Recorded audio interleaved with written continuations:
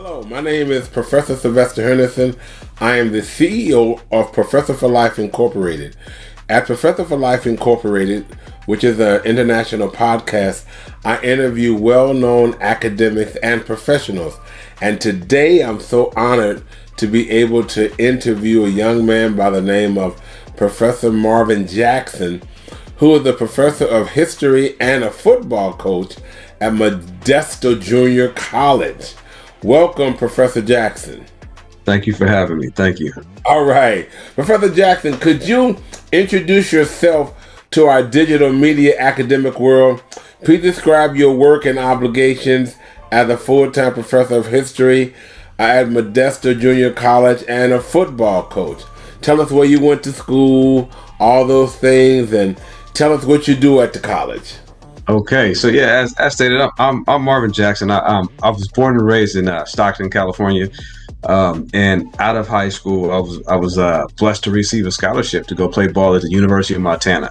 So when I first left out at 18, I went up to Missoula, Montana, having never even been in the snow. I don't know, you pick a place like that, and I'm not really a cold type person, but one of the beautiful things that came out of that is I went up there as a psychology major.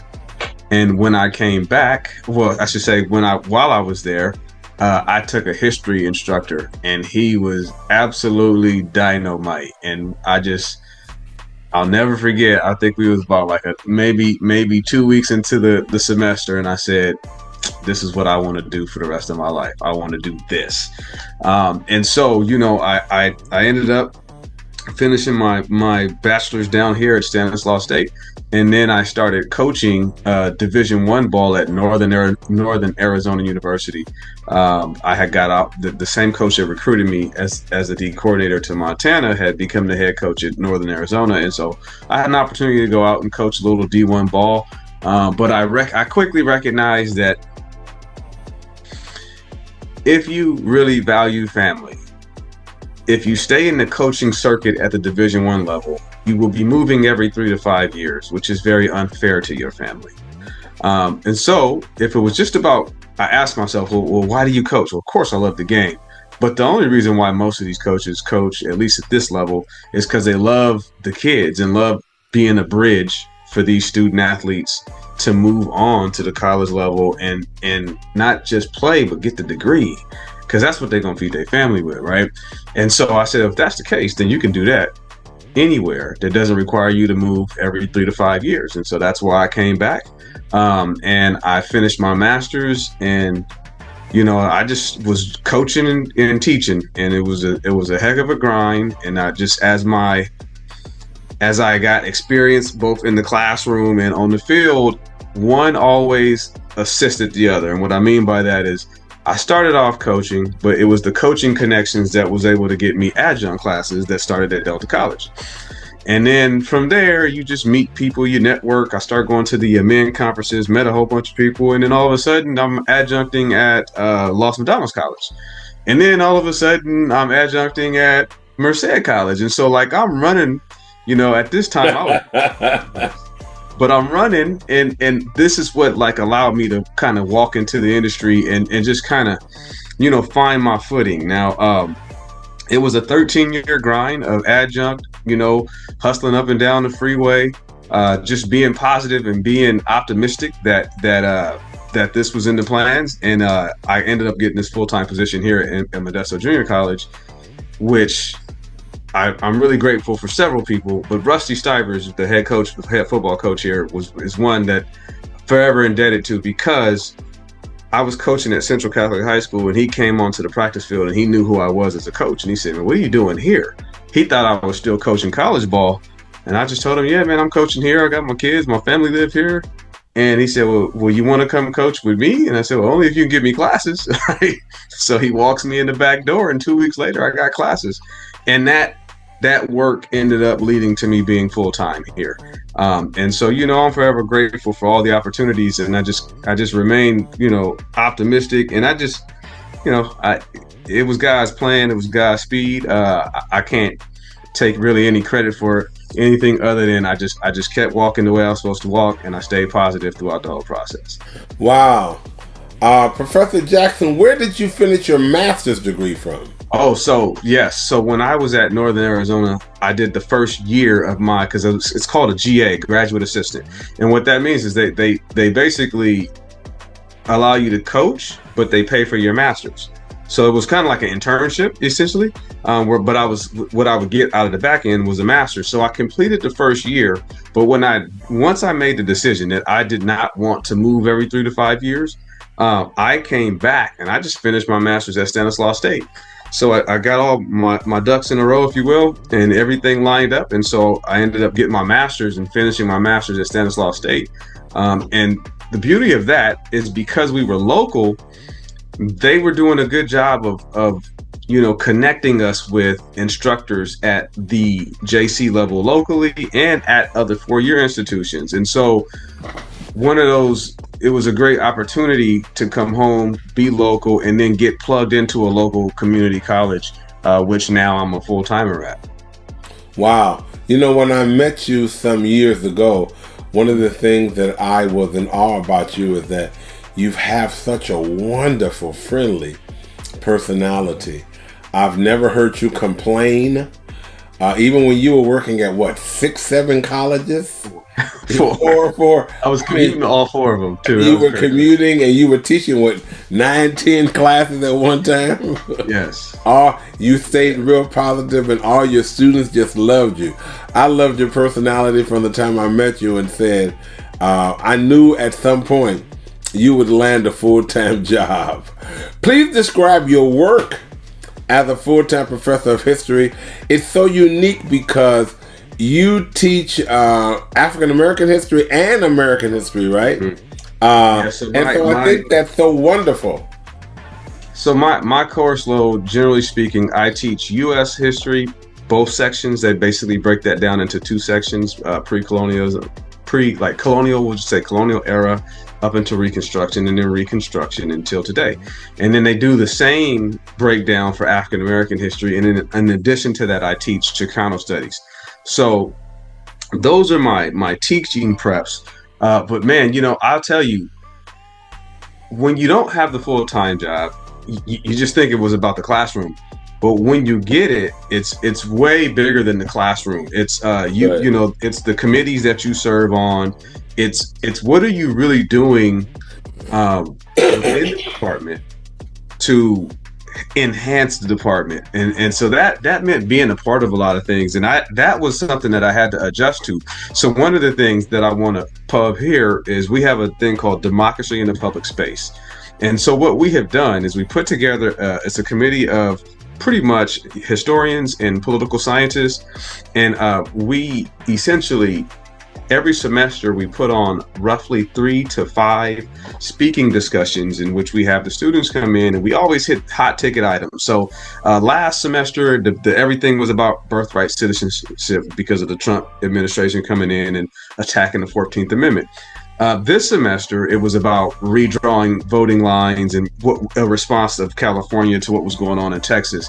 So what we do is we really just educate the students on what's going on, and we give them these opportunities to discuss it, right? So they can get it and then say, oh, okay, so these are the impacts of those. So one of the biggest things that I've really learned was it was more so your ability to work with other colleagues within the same department and others to really be able to work with them, put on events and be a part of it, and be a welcoming part of it, and so one of the, outside of serving my students, one of the biggest things is being involved with different committees that are doing things to positively impact students. So my role is of course my classwork and teaching and all of those things, but it's also working with democracy in the public space, working with YFA, I'm working with Yamoja and Amend. So myself and 2 other brothers on campus are coordinators of the Amend program here. So we're working directly with African American male students, and then of course we work with the Yamoja program. So what I really learned is my obligation is about my student load, but also these different ways that I can impact the campus. I didn't recognize that coming into it. I thought it was just about the classroom, but it is far from that, Far beyond. Yeah. And are you currently coaching football at the same time?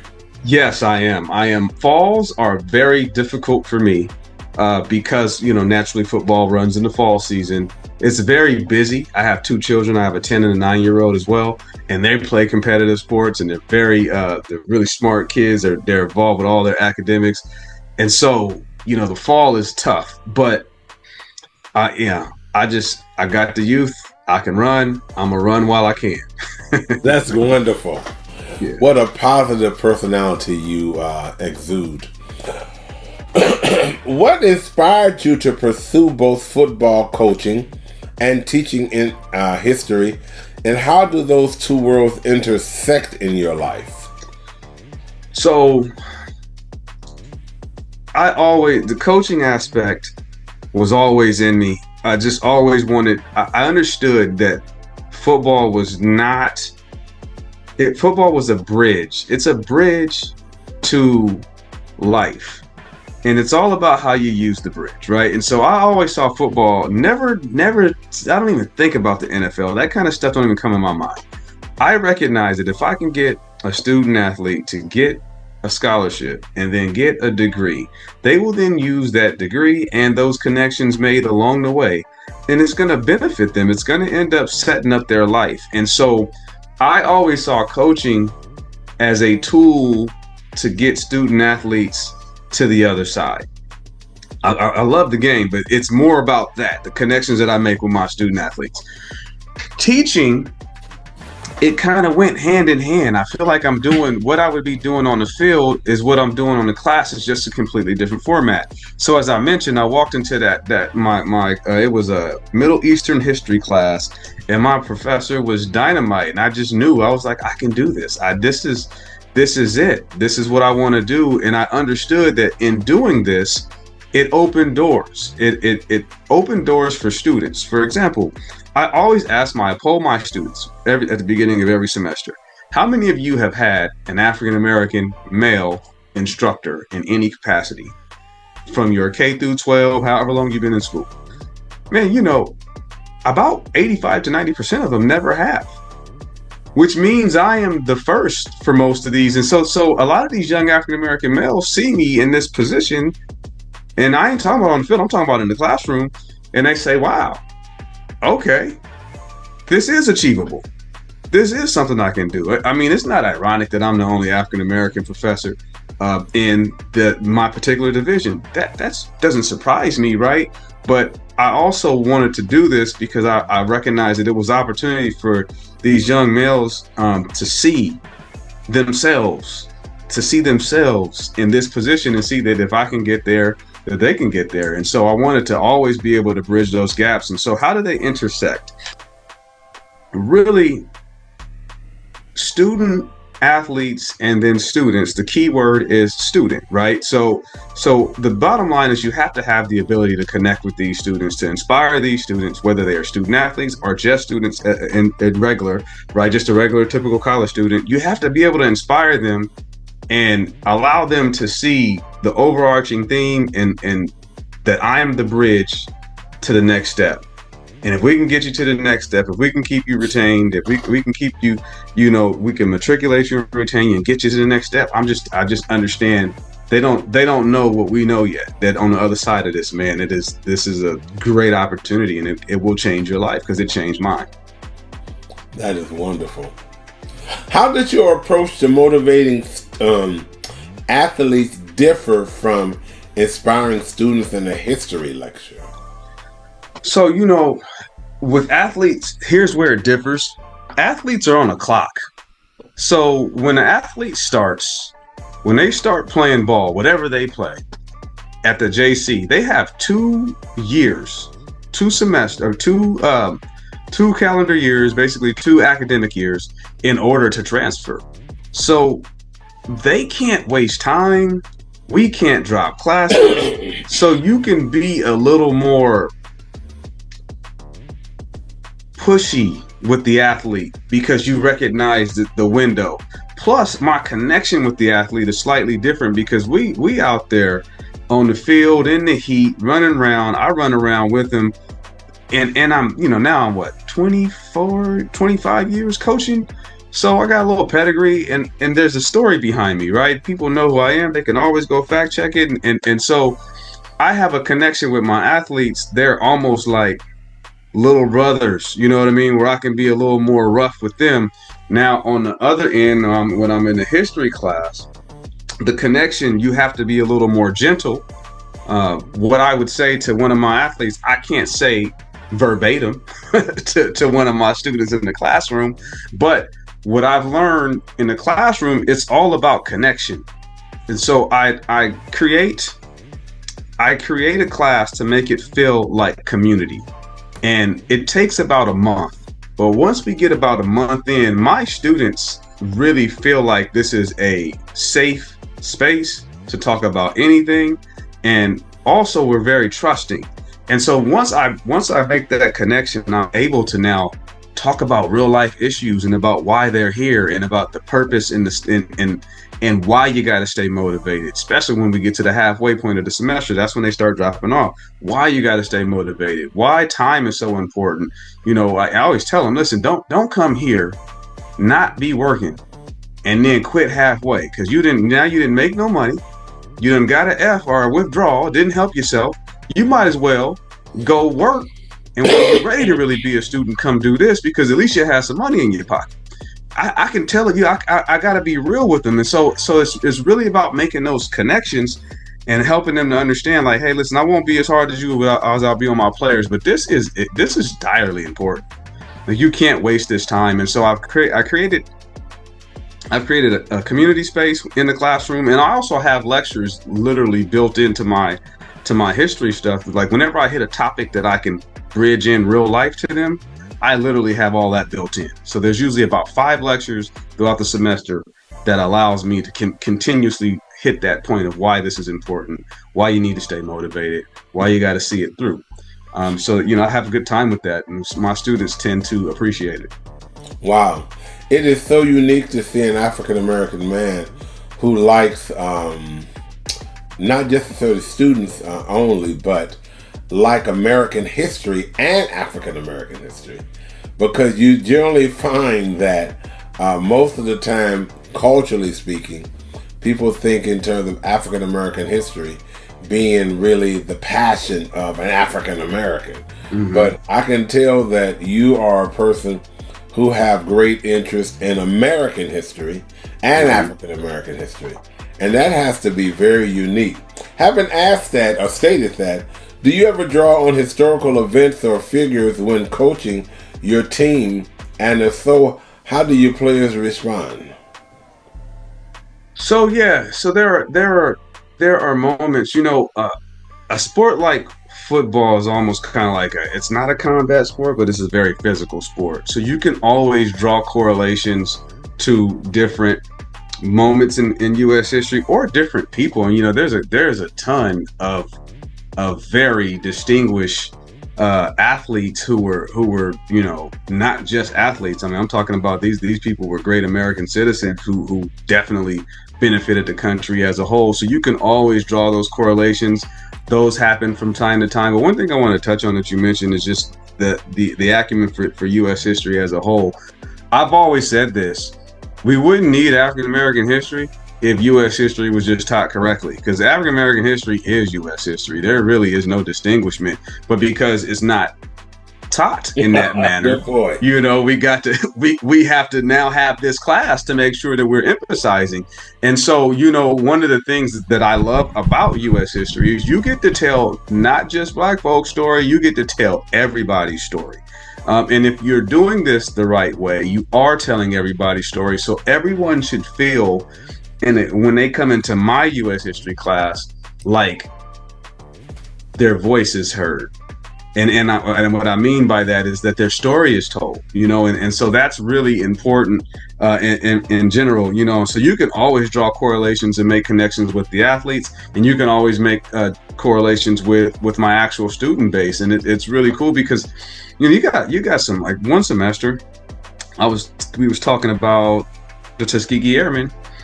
Man, the most random thing. One of the students in my class, his grandfather was one of the Tuskegee Airmen. He brought me all his medals. He brought me. It was crazy. So what we did is we said, okay, well, we got a student here whose grandfather is connected. We put a big display up right in the middle of the Founders Hall, which is one of the main hallways where all the lectures are, the lecture classes. And so, we took advantage of that. We took that and we basically created some local history based off of those things. So that's what's fun about what we do, especially within history, is you have to know a little bit about everybody that came through the American system. And that's what's fun about it. So you can make connections in a plethora of ways. Absolutely. Wow. How do you manage the demands of being both a coach and a professor? And what strategies help you stay effective in both roles? Time management. It is different. The springs are easy. The fall is extremely difficult because of the demand. It's a lot. And I am still growing. I am still evolving. I'm still, working my schedules back over, trying to find ways, but it definitely is a lot in the fall. I feel a little more burnt out when we get to Christmas break. Like I need it by the time that kicks around, just because it's a lot. But it really just boils down to time management. And it's not hard in that it's hard. It's hard. It's just that it's fatiguing. But I love what I'm doing. I enjoy the classroom. I enjoy being on the field. I enjoy working with Umoja. I absolutely enjoy Amen, because that's one of my African American males is one of my passions anyway. Just growing up and navigating through the system, seeing like, man, this is something that's needed, right? And so I love doing it. It's just at the end of the day, there's only 24 hours in it, right? and it's sometimes you have to make sure that you are positioning everything correctly, because also on top of that, I love being a father and a husband, and I got to make sure I put that time in as well. And so it's just about time management. It took me a little while to just have dead cutoffs. Like once a certain time limit comes, I'm done with that one thing and I just literally move on. And I absolutely will not take work home. Done with that. No work comes home. So it makes me more efficient here when I'm in the office. Wow, that's wonderful. Mm-hmm. Modesto Junior College plays a big role in the local community. How do you see your work contributing to the growth and spirit of the city of Modesto? Well, I'm going to first come from the academic standpoint. I love the history department here. We do a lot of really cool things. We're involved, as we talked about, with democracy in the public space. Those are all open to the public, and we got a venue that seats about, I would say just under 300. And those venues be jam-packed every time we do something. And it's not just students, it's also members of the community. But we do a lot of local history in our department. And so we have, right outside of my office, we have a beautiful display on the Harlem Renaissance and African American history, really running from the Harlem Renaissance through to about, I would say, Civil Rights Movement. Outside of that, we have four huge displays that are going to actually be touring in local museums of redlining in Modesto. So we did a deep dive and did some research on redlining and how Modesto used to be very segregated. And so we went and historically pulled up all that evidence and then put some beautiful displays up. In addition to that, I'm kind of the curator of, we have an exhibit over here and it changes monthly, right? And so we got a lot of different historical displays that we put together. And that's also fun. And we also are training our students to be local historians. So on the academic side, we are very well involved. It's fun. And then if you would bring in Umoja, we do a conference for all of the BSU programs in the city of Modesto. And so we bring about 300 students, man. We put a nice conference on for them. It's called the African American Ed Conference. And it's just always dynamic. You spoke at that. I spoke at it. Yes. I was the guest speaker, not this year. Last year. Yeah. So we got those things going on, and it's really cool. Now, in regards to athletics, in the coaching standpoint, how we help the community is we sign, we roughly sign anywhere between 15 and 23 kids college scholarships, full ride scholarships every year. And that's just game changing and life changing. They go to various levels. It'll be, some of them will be Division 1, some of them will be Division 1 AA, some D2. But we signed 15 to 23 kids who did not. So why did they come to the JC? Well, it's because they didn't get a scholarship out of high school, and so this is their second chance. And here they got that second chance. We bridged that gap. And that's something that's also vitally important. So, these kids, they're 15 to 23 a year, and they're all local. All local programs now going out, getting a degree and coming home, and now they can really help their families. They can really cement themselves. And so now that I've been doing it for so long, I get to see the other side of it, where I got student athletes who are now, police officers, in any industry you can think of. I got 2 doctors under my belt. I got police officers. I actually have other instructors now. But it's really, I get to see the fruits of my labor, and I just count it all joy. It is truly a blessing. Wow. Can you take a minute to explain to our digital world about all the division codings, Division 1, Division 2, and all those different things? Okay, so Division 1 is the highest level, right? Which usually has the most amount of funds. So Division 1, you think of like the Big Ten, you think of your Ohio States, Oregon, Washington, USC, UCLA. Those are the big schools. Now, a smaller end big school would be like Fresno State, Akron, Miami of Ohio, those types, North Texas, right? But those are still all Division 1 schools. And then they call it FCS now. That's the 1AA. So that's your Sac States, your UC Davises, your Montanas, where I went to school. They have that level all throughout the nation. Then there's Division 2, which is true blue Division 2.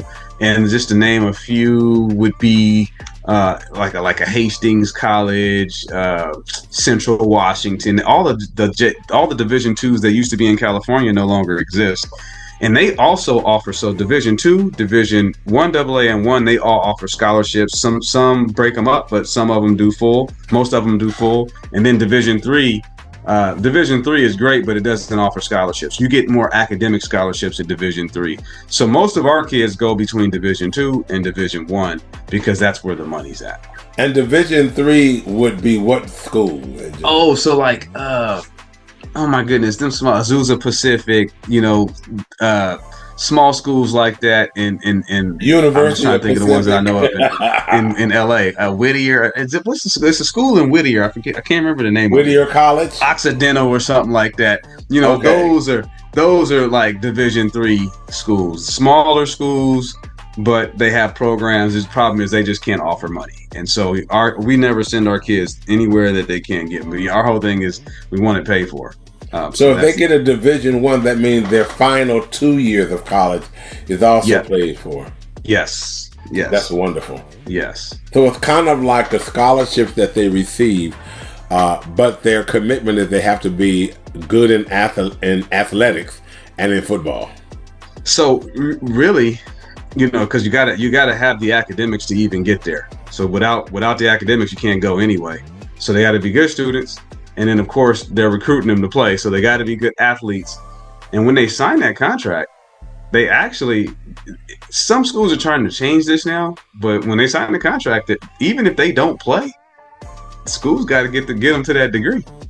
When I taught those 20 years at UC Berkeley, it was so amazing because I had in the spring, I always had a lot of the NFL, a lot of my players who were in my choir at UC Berkeley, they went to the NFL, about 5 or 6 of them. But then in the fall, they would sing. It would be harder for them to sometimes because of the schedule. But they would always somehow work it out. But I remember on a Friday after class, those kids were treated like royalty. They ended up going to, what's that famous hotel? They all had to stay at this famous hotel. Oh God, I can't even think of the name of it. I'm having a senior moment. In Oakland, around the UC Berkeley campus, they had all this expensive food and all. And I was like, wow, they were literally treated like young celebrities. And I remember they got money and all type of stuff. And some of them, a couple of games I went to, they never even played. Mm-hmm. They would just be dressed and sitting on the bench. Yeah, but that's why I just want them to get there, because they gotta take care of you, whether you play or not. They gotta take care of you. If they offer you, they gotta take care of you. Yeah, the resources that they have, it's amazing. Even if you recall, even during COVID, them games they didn't let no fans come in. But man, the resources that they be swearing we ain't got no money, but you turn on the football season, you turn on the TV on Saturday, and you see these stadiums sold out. But we ain't got no money. So and these coaches of these major university football teams, yeah. I mean, man, they make millions of dollars. Yeah, some of them making $2, $3, $4, $5 million. Absolutely, for teaching and coaching college ball. It's amazing. A lot of them make more than the president, and the chancellor of the university. Well, let me tell you, this is crazy. The coach at LSU who just got fired, they had to buy him out. I think they had to buy him out for like $40 million or something like that. Oh, wow. Yeah, this was crazy. Just crazy numbers. Yeah, and he just coached football. Meanwhile, wow. So there's a doctor on campus who put in all them years, right? All them years to get this PhD, and he don't even see a percentage of what that man is seeing. It's crazy. Yeah, I mean, you know what? It takes forever. See, I've always been in the liberal performing arts, and so we were always at the, I don't want to say the end of the spectrum, but the liberal and performing arts.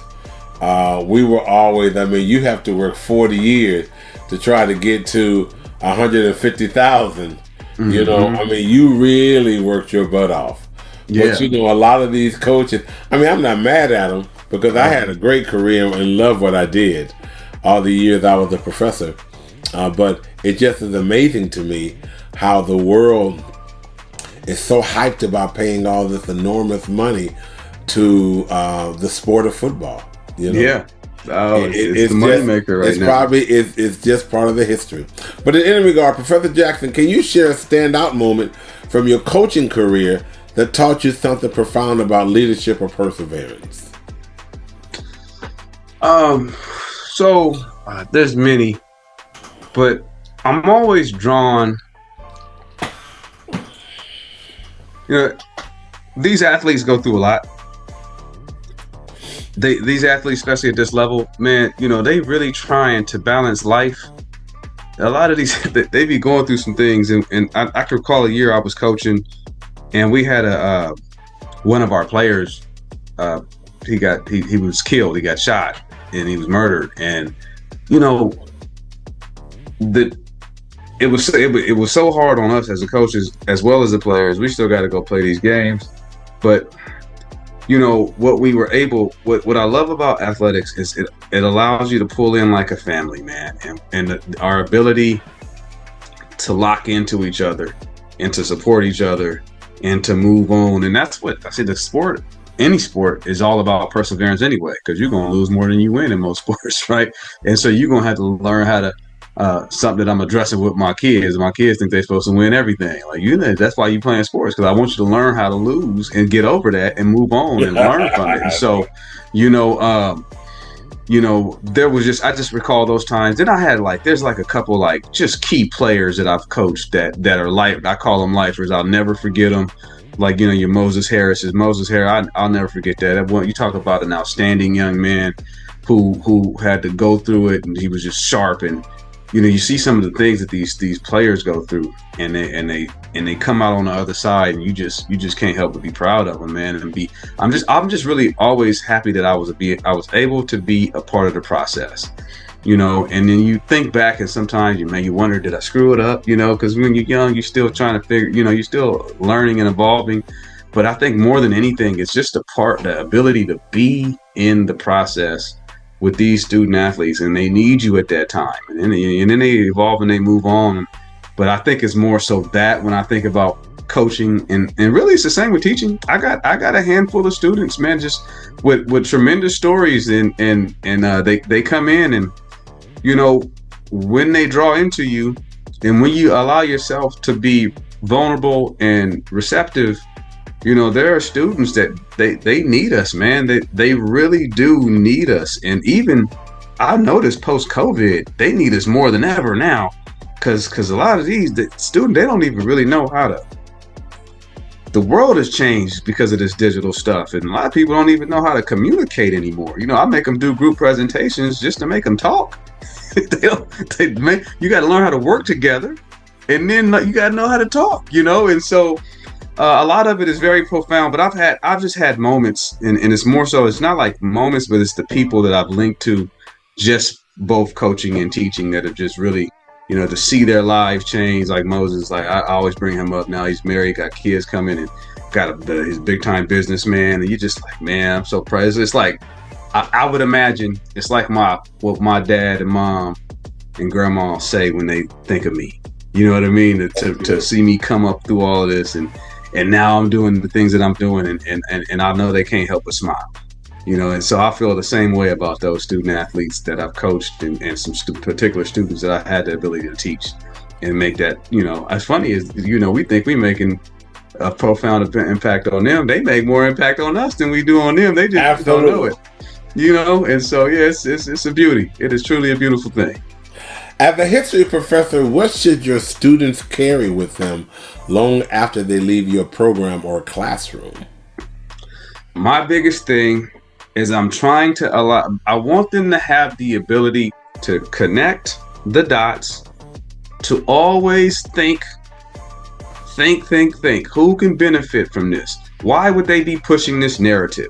What's going on here? Okay, trace the money. What's going on? So we can always see what the agenda somebody has, because a lot of times, man, a lot of these, not even gonna call it, just people, that time they don't even know what's really going on. They heard something. It's all hearsay. Some of these people getting their news on TikTok, 30-second reel from some random person who didn't verify nothing, right? And so in history, our whole thing is everything is evidence-based. So we always want to color our arguments with evidence. And so my thing is I always want them to have the ability.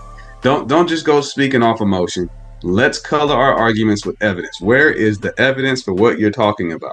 If you have no evidence, let's not assume anything. Let's always ask questions. Let's always think, and let's trace it.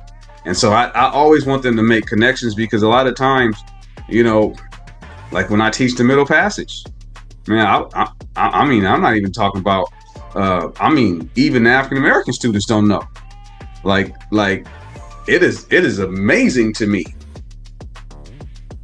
what is not really being taught through the K through 12. So by the time, if they lucky enough to get here, right, when they start opening their eyes and really seeing what's going on, these are things that just, I have to get them to have the ability to make those connections and teach them some hard content, but it's important that they understand it.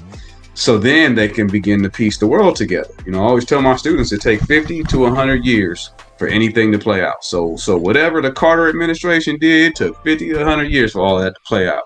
Whatever happened post World War II, it took 50 to 100 years. And so I always try to make those examples for them to understand that. And really, it's just always think for yourself, always have evidence, and trace. I just tell them, trace the money. The money will tell you where everything is anyway. I'll tell you who pushing what. And then you figure it out. So that's one thing I want them to always take away from me. To have intellect and a strategy in life. We just have two more questions for you. Okay. What's your vision for the future of Modesto Junior College athletic department and history area, and how do you see your role evolving? So let's start with the academic side. The history department, naturally, we want it to grow. But I want us to continue doing what we're doing in regards to doing local history, training students to do this local history, and continuously bringing much of the current, giving the students platforms to discuss really important current events. And so we like to do that through our Democracy in the Public Space. We bring a lot of speakers. Last year we had two heavy hitters. We brought Dolores Huerta and we brought Angela Davis. And we want to continue to do those type of things. because those things really impact the students. It leaves these lasting legacies on them. So historically, I want to continue to do those things, continue to push the envelope. I want to continue to grow the Amend and Yamosa program. We want that thing to be extremely dynamite and dynamic, and we want, really 100% participation. I just think that there's a lot of benefit to those students when they come into those programs. There's a lot of really good things that comes out of it. So those are the things that I would push for on that end. Athletically, I just want to keep touching student athletes, keep seeing ourselves be the bridge. I don't really care about the wins and losses. I really want to see them get to the other side. That's the biggest thing for me. Is this is the reason why I still stay in contact with all the kids that played for me. I got their numbers in my phone. I text them. I talk to them all the time, because my whole thing is finish, because I know what finish means. I know how finish impacts your life economically, and it's very important. So I just keep pushing that. I'm sure that Coach Stivers wants to win 1,000 championships. I do too. It's fun to win, but I just want to see our kids move on and win in life, because they got a 4-year window to play ball. 4 years, that's all you get in college. And they got the rest of their life to work, take care of their family, and do all those things.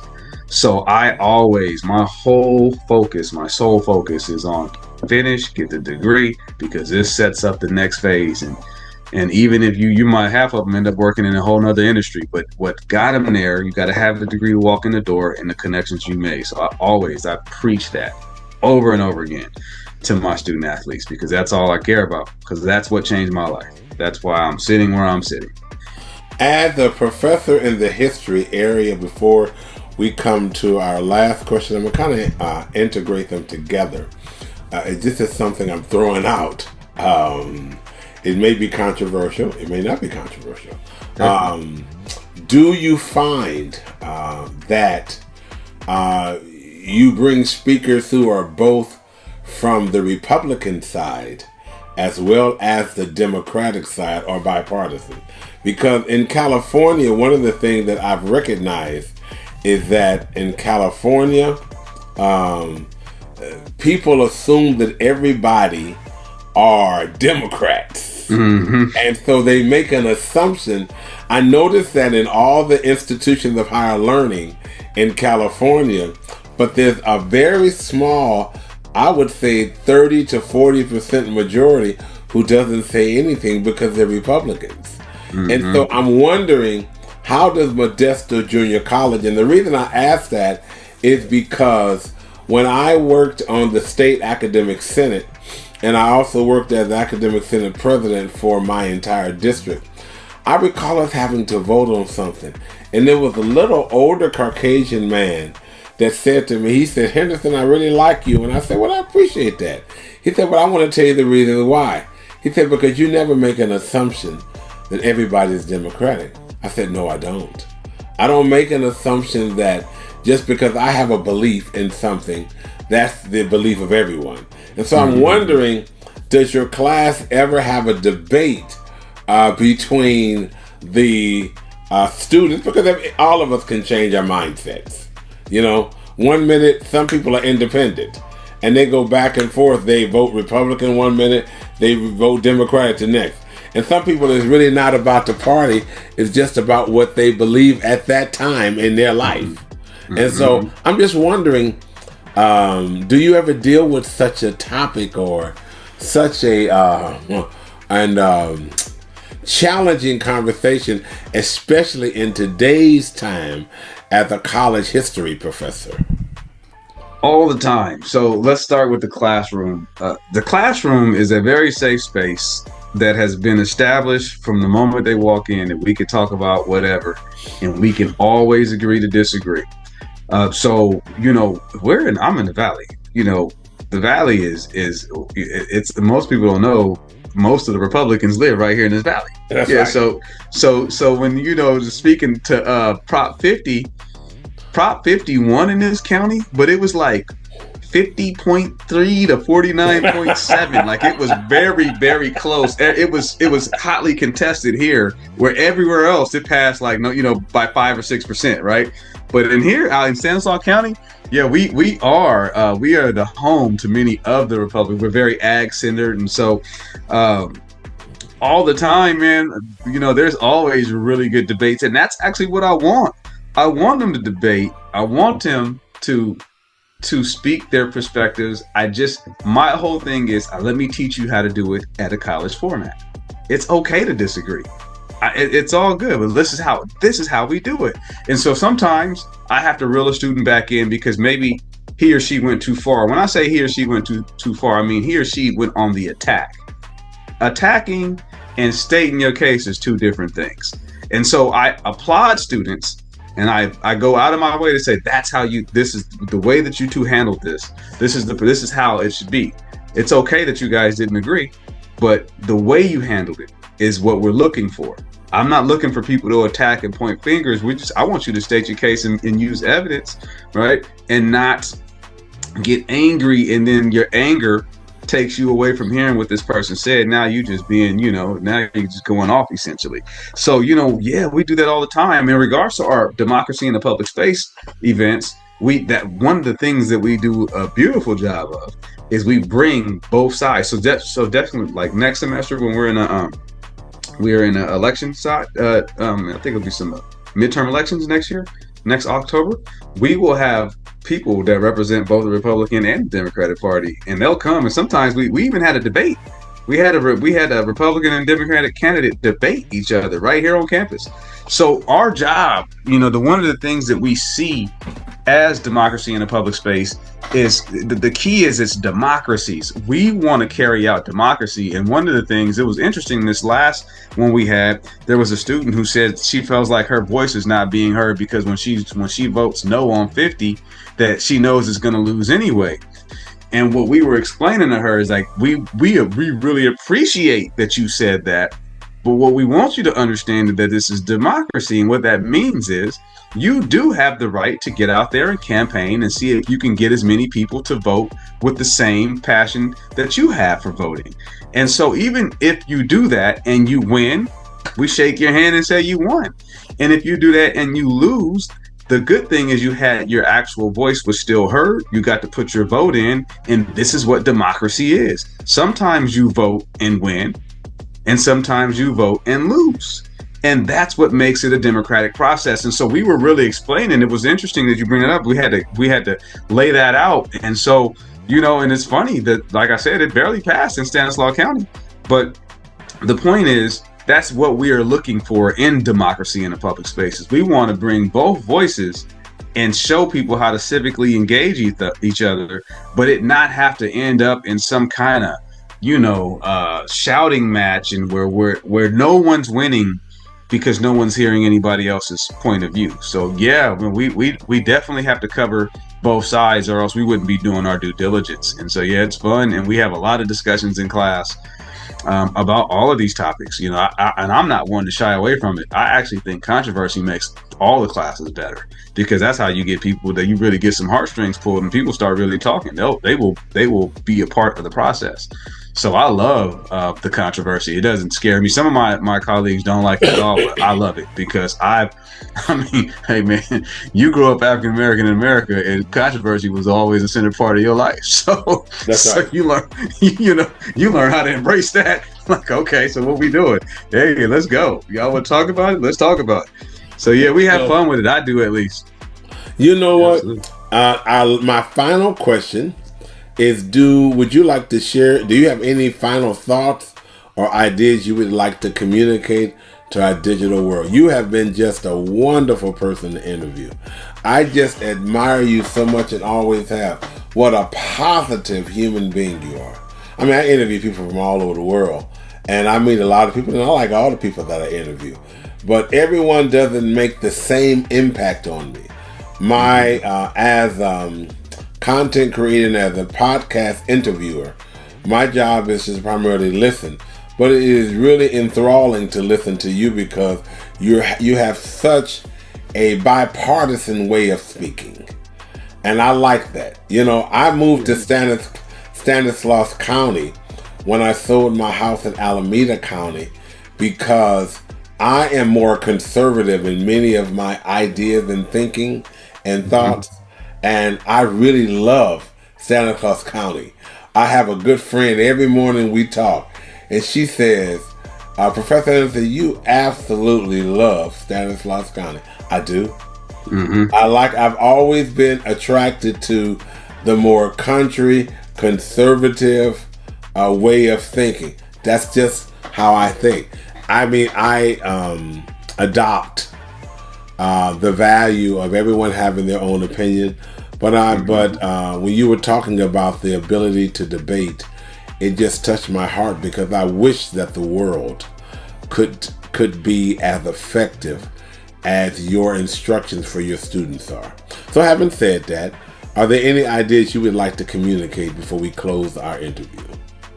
My biggest thing is not that I'm communicating ideas. What I hope, this is my hope. I hope that people continuously live a life of passion and really go after what you want, and education is a great vehicle for that. And so I'm gonna stay in my lane and say, please follow through with your educational pursuits. It really can change your life. And I ain't talking about just going to get a degree. You can go into fire science and in 16, I think it's a 16-week program. Man, you will be eligible to come out and work as a firefighter, and they paying 120 something start, right? So it ain't about the traditional. All I'm saying is whatever you want to do academically, get after it, whether it be a career, get after it. And just be positive, because listen, my biggest thing, one of the things you keep mentioning about me is the fact that I remain positive. I have walked through all type of doors that was crazy as can be, but I had to make a decision. And this is what I would tell people. You got to make a decision in life.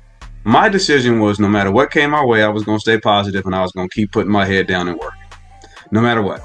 And so, I got tried in it. I got tested in that, and things came my way. And I had to make a decision, and I did. And my decision was to keep working, stay positive. I'm never going to let no one's actions taint who I am as a human being, change the way that I move, because they don't get it. I'm not going to do any of those things. I'm going to stay the course.